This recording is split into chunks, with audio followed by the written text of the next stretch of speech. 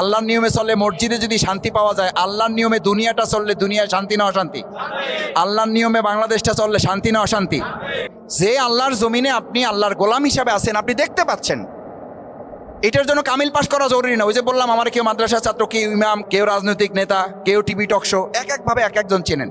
এগুলো পরিচয় না, পরিচয় আল্লাহর গোলাম। যেই আল্লাহর গোলাম হিসাবে আল্লাহর জমিনে এত নিয়ামত ভোগ করতেছি, আমি পরিষ্কার দেখতেছি আল্লাহর একটা আইনও এখানে মানা হচ্ছে না। তাহলে আমার চেহারা, আমার মন মেজাজ, আমার কথা, আমার আচরণ কি ঠিক থাকার কথা ভাই? এটা একজন ভালো ইমামের কথা বলছি, একজন সলফে সালিহিনের কথা বলছি।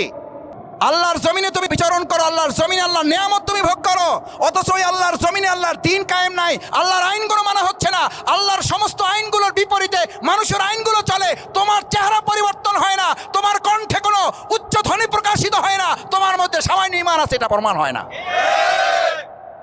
তাহলে আমার ঈমান লাগবে না এমপি লাগবে?